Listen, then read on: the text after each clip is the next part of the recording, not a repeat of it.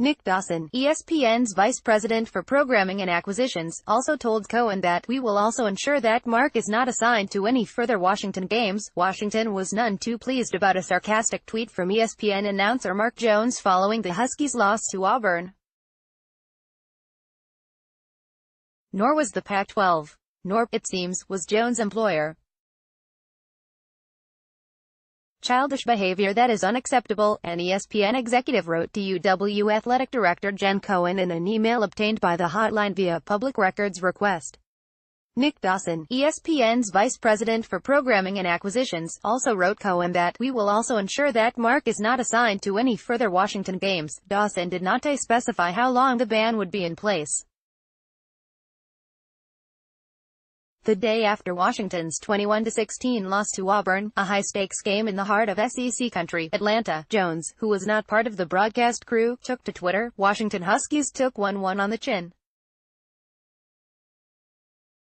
Where's Montana? Mark Jones ESPN." At Mark Jones ESPN, September 2, 2018. Jones was heavily criticized for lack of professionalism while calling a UW game last season.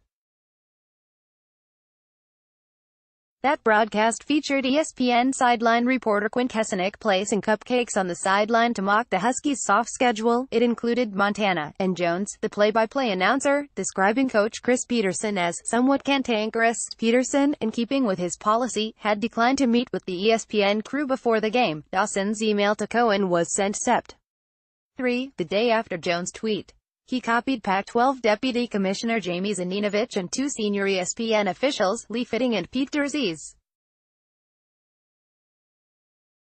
"Frustrating and disappointing to us on so many levels," Dawson wrote. He noted the positive interactions the ABC broadcast crew had with Washington staff during the weekend of the Auburn game, a great example of how the partnership should work on both sides. The significance of that line should not be overlooked.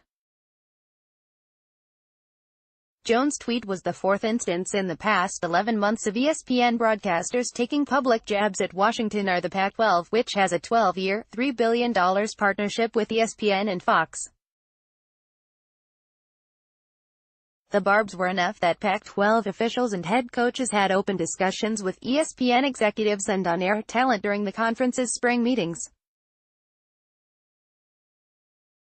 The goal: improving ESPN's promotion of the Pac-12 and identifying ways the conference could support that endeavor. As the hotline noted last week, the relationship is vital to the conference over the long haul. The good vibes continued through the summer, when athletic communication strategists from several schools joined Stanford coach David Shaw in Bristol, Connecticut, to meet with ESPN executives, producers and talent. Then, less than 24 hours after the first game of the season, Jones fired off his tweet. Neither ESPN or the Pac-12 would comment on the matter at the time, other than to say it was being addressed.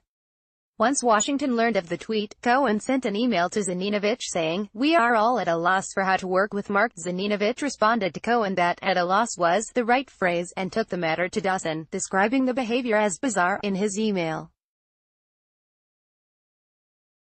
In his response to Cohen and Zaninovich, Dawson noted that Fitting, the vice president for college sports, was handling the situation directly with Jones. An email from ESPN executive Nick Dawson to UW athletic director Jen Cohen. Screenshot obtained by John Wilner, Pac-12 Hotline. Get Pac-12 conference news in your inbox with the Pac-12 Hotline newsletter. Sign up.